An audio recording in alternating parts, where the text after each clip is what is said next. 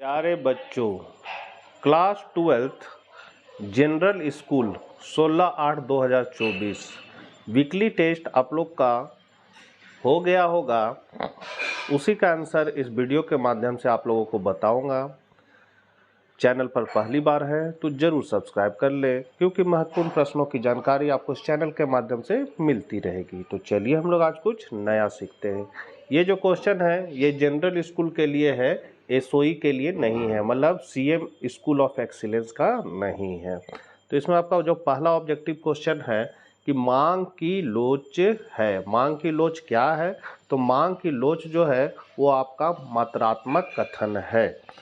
गुणात्मक कथन अगर मांग का नियम रहता तो गुणात्मक कथन हो जाता, लेकिन यहाँ मांग की लोच है तो आपका मात्रात्मक कथन होगा। पहला का ख हो जाएगा। दूसरा है उत्पादन फलन में उत्पादन किसका फलन है? तो उत्पादन जो है उत्पत्ति के साधनों का फलन होता है। Q बराबर फंक्शन ऑफ KLC, मतलब उत्पादन निर्भर करता है किस पर? साधनों पर। तो यहाँ पर आपका दूसरा का ख हो जाएगा। कॉफ़ी के मूल्य में वृद्धि होने से चाय की मांग, तो कॉफ़ी और चाय जो है वो आपका क्या है?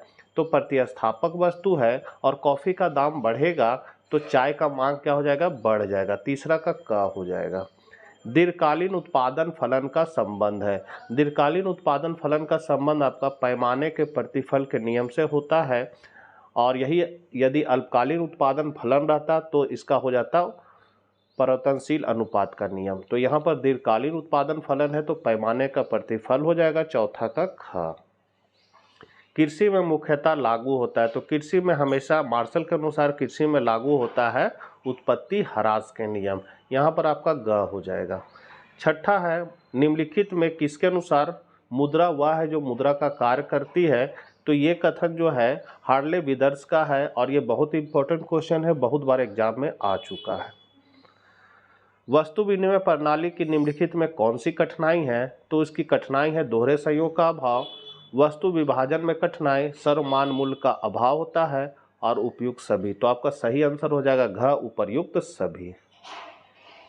भारत में 1 रुपये के नोट जारी करने का अधिकार किसको है? तो भारत में 1 रुपया नोट जारी करने का अधिकार वित्त मंत्रालय को, भारत सरकार का वित्त मंत्रालय जारी करता है।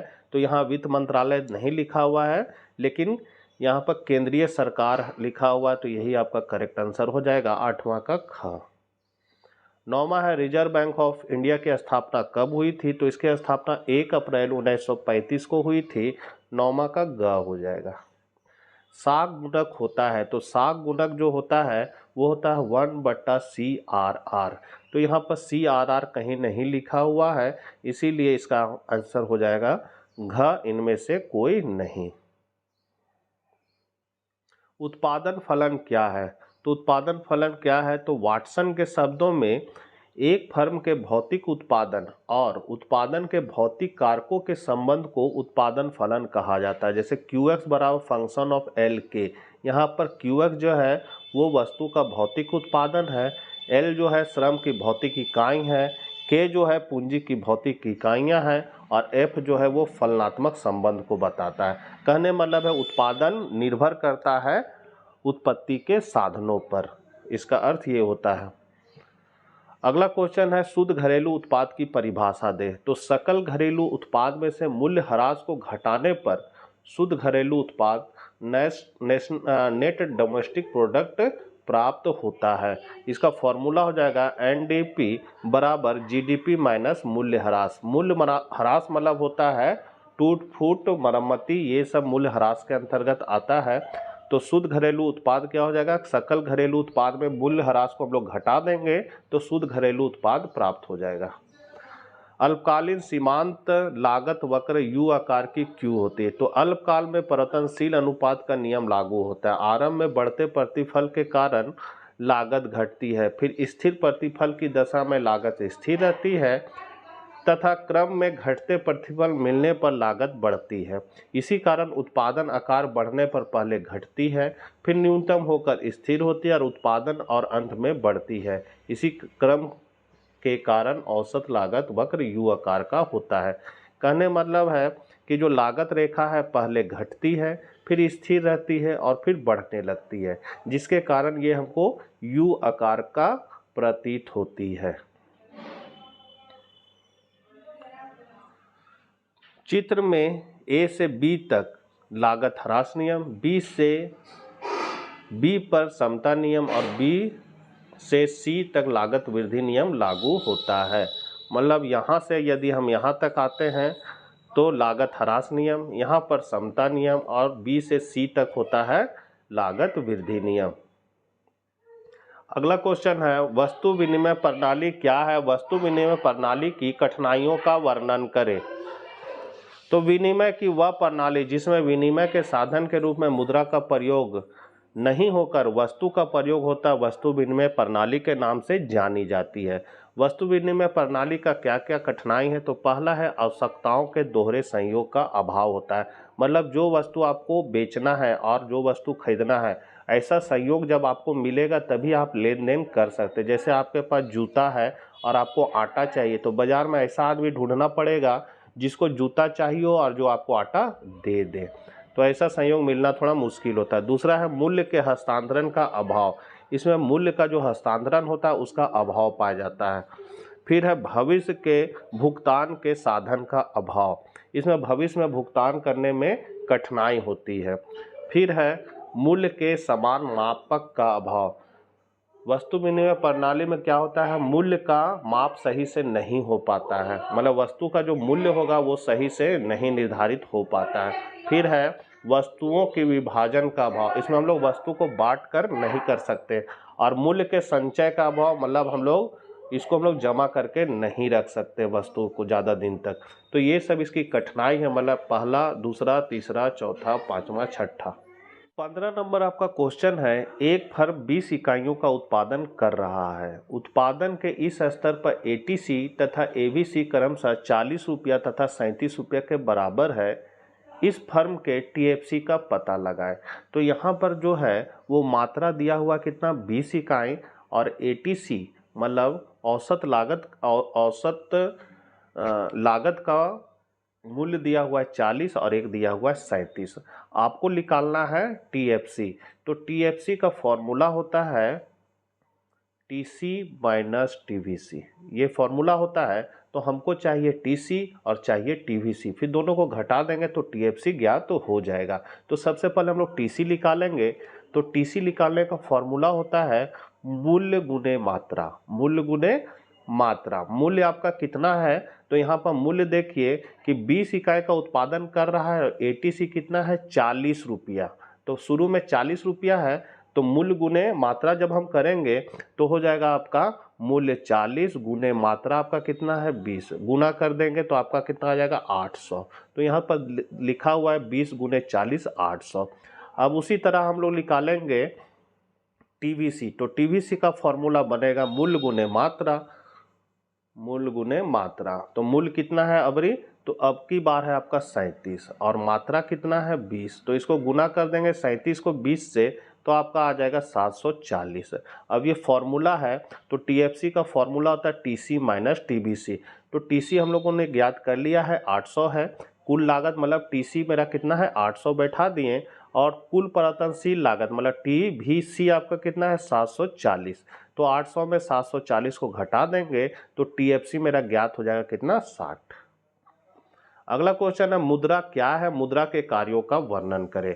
तो क्रॉथर के अनुसार मुद्रा वह वस्तु है जो विनिमय के माध्यम के रूप में समानता स्वीकारी जाती है और साथ ही साथ में मुद्रा के माप और मुद्रा के संग्रह का कार्य भी करे।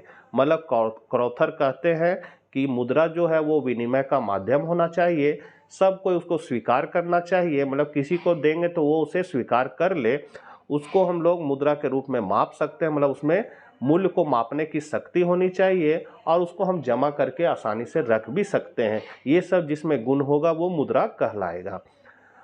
प्रोफेसर किल्ले ने मुद्रा के कार्यों को निम्नलिखित 3 वर्गों में विभाजित किया है। सबसे पहले प्राथमिक या मुख्य काम। तो मुद्रा का प्राथमिक और मुख्य काम क्या है, तो पहला काम है उसका विनिमय का माध्यम। तो वस्तु विनिमय प्रणाली की एक मुख्य कठिनाई यह थी कि इसमें आवश्यकताओं के दोहरे संयोग का अभाव पाया जाता था। मुद्रा ने इस कठिनाई को दूर कर दिया। आज किसी वस्तु को बेचकर मुद्रा प्राप्त कर ली जाती है और उस मुद्रा से आवश्यकता अनुसार बाजार में वस्तुएं खरीदी जाती है।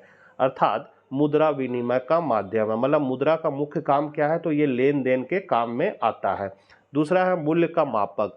मुद्रा लेखे की इकाई के रूप में मूल्य का मापदंड करती है। लेखे की इकाई से अभिप्राय यह है कि प्रत्येक वस्तु तथा सेवा का मूल्य मुद्रा के रूप में मापा जाता है। मुद्रा के द्वारा सभी वस्तुओं और सेवाओं के मूल्य अथवा कीमतों को मापा जा सकता है तथा व्यक्त किया जा सकता है। कहने मतलब है कि मुद्रा में किसी भी वस्तु के मूल्य को मापने का गुण होता है। अब ये तो इसका था प्राथमिक कार्य। अब है बी, गौण अथवा सहायक कार्य। तो इसका है पहला, स्थगित भुगतानों का मान।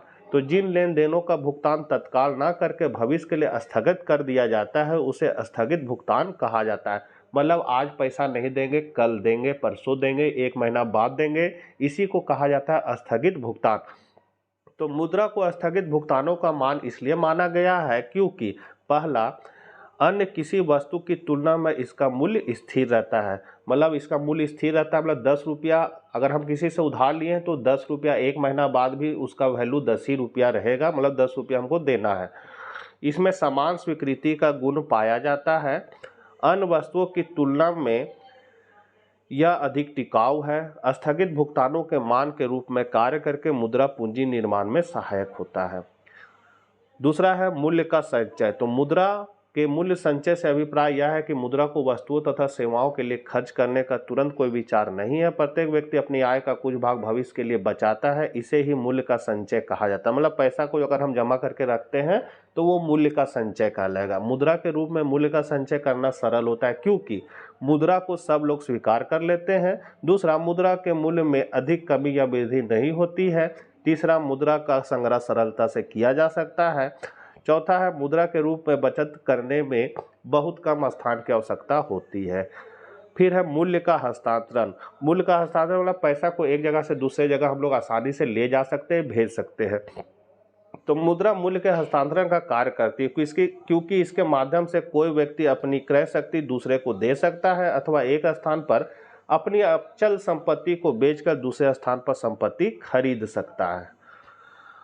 उसके बाद है आपका आकस्मिक या गौण कार्य। तो मुद्रा के आकस्मिक कार्य निम्नलिखित है। पहला, सामाजिक आय का वितरण। दूसरा, साख निर्माण का धार। अधिकतम संतुष्टि का माप। राष्ट्रीय आय का वितरण। शोधन क्षमता की गारंटी।